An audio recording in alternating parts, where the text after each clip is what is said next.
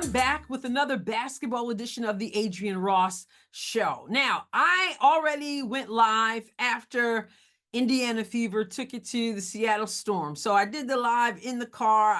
As soon as I came out of the watch party, I got on. But one thing we didn't really get into is Aliyah Boston. We got to take a look at the kind of game Aliyah Boston had. We talked about CC doing what CC does and breaking some records. She broke Tisha Penicheiro's assist record that's been there since 1998.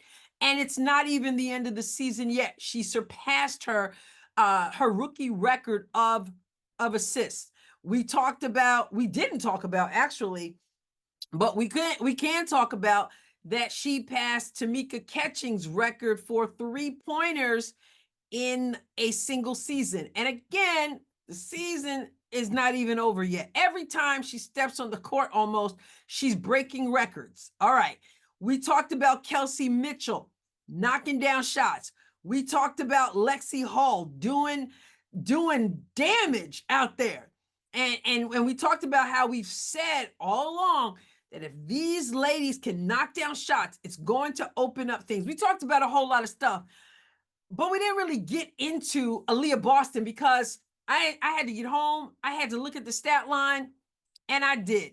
So I'm going to share the screen with you, and we're going to talk about what Aliyah Boston did and how it reveals how bogus that double-double streak we were hearing about over and over again is. So take a look.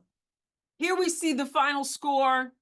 Seattle Storm 75, Indiana Fever 92. We know that at the beginning of the game, we were wondering, what was going to happen. But this team, all right, I'm not going to go through all that. Talked about that in the post game live. What I do want to talk about is let's go on down here to, let's go up, I should say, to the Indiana Fever's box score. Okay, again, we know Kelsey Mitchell with her 27, CC with her 23, Lexi Hall with 22. Dantas gave us 8 points. But I got to go back to Aliyah Boston because if we're only focused on points and we're only focused on double-doubles, we're going to miss something here. Let's go back to Angel Reese. And again, I've said many, many times that she works hard. Obviously, she's supposed to work hard. I've said that many times that it takes grit, that it takes a nose for the ball to get double-doubles. But the whole fixation on the double-double, I felt, minimized the game because we're finding ourselves in situations where Angel Reese, maybe have 10 rebounds, but she had 8 points. And the whole game, all we're hearing about is how Angel Reese can get her double-double, how she needs more of this to get her double-double. Then when she got the 10 rebounds, then it became, oh, she only has 8 points. She only has 8 points. I think this was the last, when the streak ended. She's only got 8 points, or maybe it was I don't know. I don't remember what it was. It was either when the streak continued toward the end or when she failed to continue the streak. But it was like 8 points. And they were making this huge deal. Oh, she's got 8 points. 8 points. She just needs 2 more points to get a double-double. And it minimizes, because we're really celebrating that. But here we have a situation where Aliyah Boston only had 9 points. 9 points. But she had, as you can see here, she had 15 rebounds. 15 rebounds.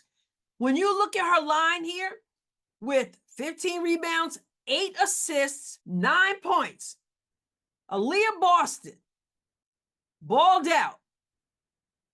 And yet you look at that and you go, if you're only thinking about a double-double, you're going to look at that and you're going to go, Aliyah Boston didn't get a double-double.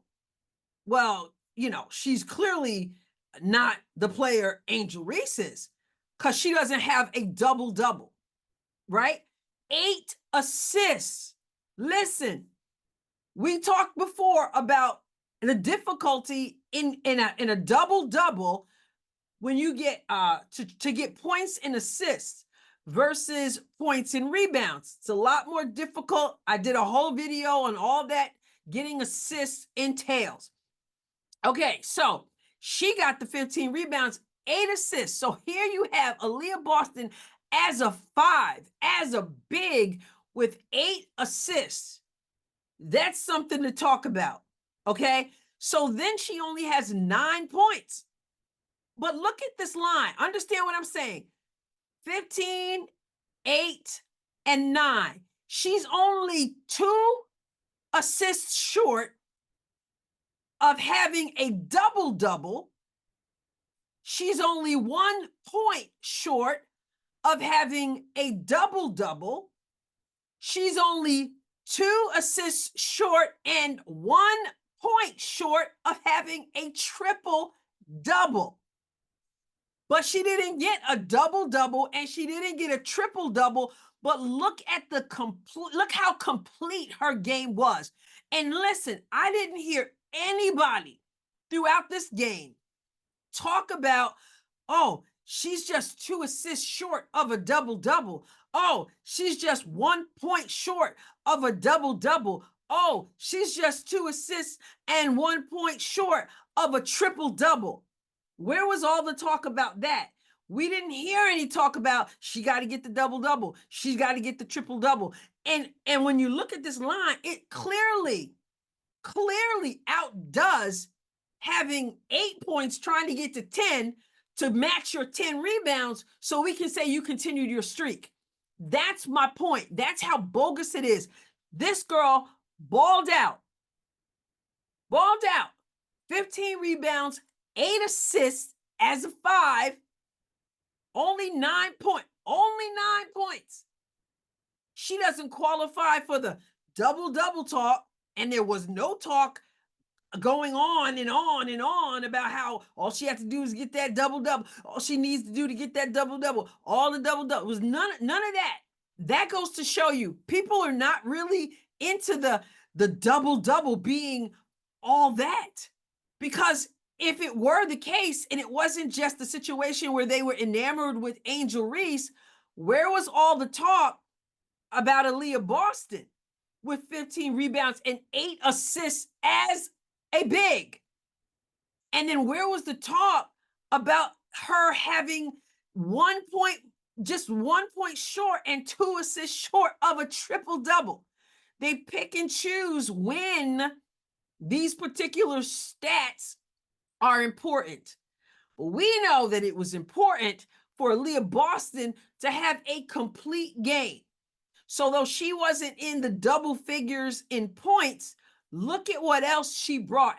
And when you look at her stat line, she nearly has a triple-double coming and going. What side are you looking at? The 2 assists and an extra point? Or double-double with 2 more assists? Or 1 more point? I mean, she's got accolades coming and going. And yet we don't hear that much about it. I didn't hear that much about it. You can correct me in the comments if I'm wrong, but I declare I didn't hear all this talk about how close she was to a triple-double or how close she was to a double-double or let's get there. But with Angel Reese, somehow it's extra special when you're Angel Reese and they want to crown you Rookie of the Year. And again, I'm not downplaying the double-double, but I'm saying that I'll take what Aliyah did right here over a so-called double-double record. The 15, the 8, and the 9, I'm going to take that in the same way that I would, as I said before, I would take 29 points and 9 rebounds or 9 assists over, oh, she got 10 and 10.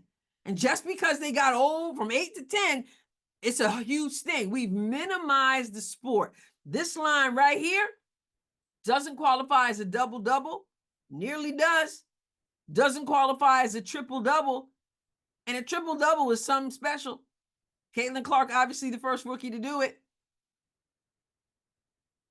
But where's all the talk? Where's all the talk on that? So I want to give my shout out to Aliyah Boston because with her 15 rebounds, 8 assists, and her 9 points, the girl played basketball. And nobody's going to be talking about a double-double for Aliyah Boston. They're not going to do that. They're not going to Angel Reese her. But I give her her accolades, because that's quite a stat line right there. So the hypocrisy is thick, but kudos to Aliyah Boston to ball out today and be a huge part of the win against the Seattle Storm. The first time that the Fever beat Seattle, and they did not like that at all. And I'll talk another time about how that game came down at the end. I talked a little bit about it in the live, but I'll talk a little bit more and give it some more perspective. So, all right, be sure to hit the subscribe button, hit the like button. I really appreciate all your support. I look forward to talking to you some more soon, God willing. God bless you abundantly.